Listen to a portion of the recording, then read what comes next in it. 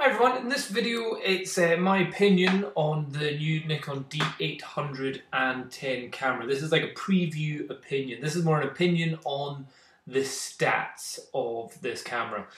In some of my past videos I've not been that impressed or that intrigued by, for example, the D600 or even the D800. Woohoo, yeah, it's got 36 million pixels, but for me a lot of my work is all about speed and efficiency, and having a giant megapixel image is not actually of really much benefit to me in any way whatsoever.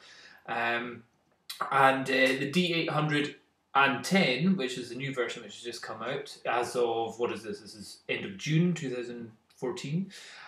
It's the same size of sensor and megapixel count, so 36,000 megapixels, which is more than anybody needs.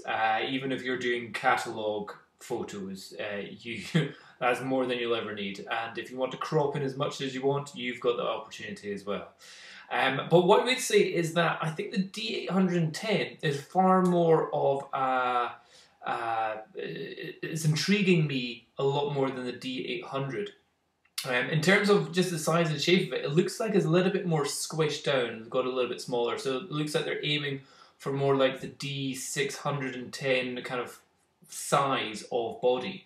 The ISO range has also been extended in both directions. The native ISO, so instead of it being down to 100, it goes down to 100. It goes down to 64, odd number. And instead of I think it was 6,400, it now goes up to a non-extended version of 12,000 ISO, which is pretty badass. Now, what I think is the two good things which I think are really good about this, or three. Okay, one, the battery life seems to have massively increased as well, going from about 900 photos per charge to over 1,100. In fact, let's see, did DP Review, I think DP Review puts up a good little comparisons going on here.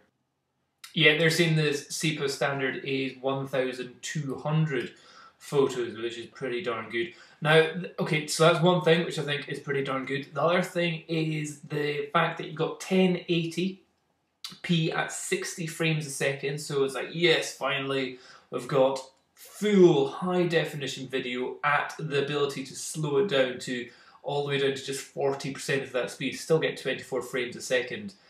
Footage, so you've got brilliant slow-mo abilities there. However, in the 720p, that hasn't increased by anything, so that's still 60 or 50 frames a second, whether you're in PAL or NTSC settings going on there. So that's a bit of a bummer. You could have had super slow-mo, maybe like 120 frames a second at 720, which is kind of what you get on the GoPro, which is such a tiny little camera. However, many of you may be saying, all I want is a really good camera, I don't care about its video functions, and I say that's absolutely fine. However, the video functions are something which are added to pretty much every camera now, and a lot of people, certainly videographers and bloggers, well, maybe not so much bloggers, videographers and a lot of kind of low-budget cinema companies are using digital SLRs for capturing most of their images now, that they hump like the big old cameras that people used to drag around, and they're a fraction of the price. So the video functions are going to be a big feature that are going to entice people into buying it. And I would say going up from 30 frames a second at 1080p to 60 frames is a sweet move. It really means you can get some nice shots and slow them down effectively.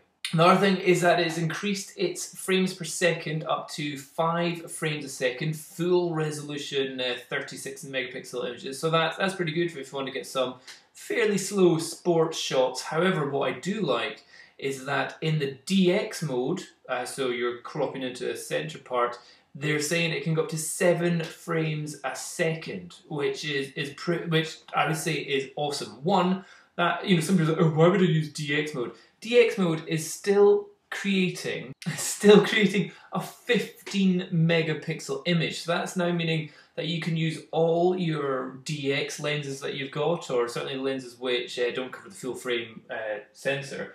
And for example, let's say you've got the wide angle Takina 11-16mm lens, which when you zoom it to 16, it covers the full frame sensor. However, if you have it on the crop sensor, then it's full on 11mm covering the full frame there. So I would say that is awesome. So you're getting 7 frames a second, 15 megapixels.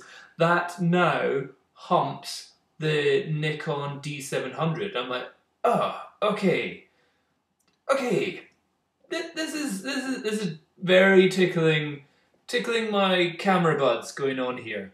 And also in the DX mode, you're still getting that extended range effectively. So 100 mil becomes 150 mils. So giving you that extra reach, but just having that extra frames a second is really good. Like that a lot. And generally for my type of work, I probably, unless I'm doing a studio photo shoot, yeah, I'll use the 36 megapixels. But if it's outdoors, sporty, lifestyle, street photography, I'll probably just use a cropped amount of pixels anyway. So those are the 3 things: the battery, the 60 frames a second high definition video, and the DX mode 7 frames a second awesomeness.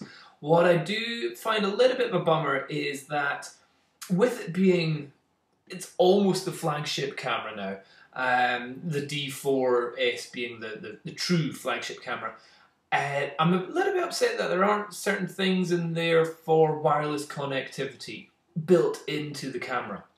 I say this because there's many cases where I'm using my GoPro Hero 3 Plus Black Edition, which I've got. I can Wi-Fi the video directly from the GoPro within seconds to my iPod, and I could be watching the video right here straight away. Well, not straight away, but like within seconds of finishing a video.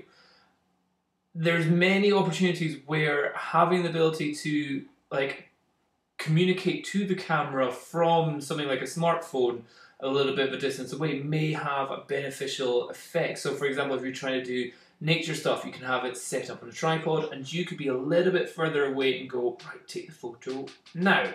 So instead of having to be there sitting in the woods, you know, or you could sit in your car while your camera's taking the photos outside. So, and also then you can go instant, let's see it on a nicer, bigger screen. Also, the D810 does have a bigger screen and more pixels on the actual screen on it. So that's another good thing.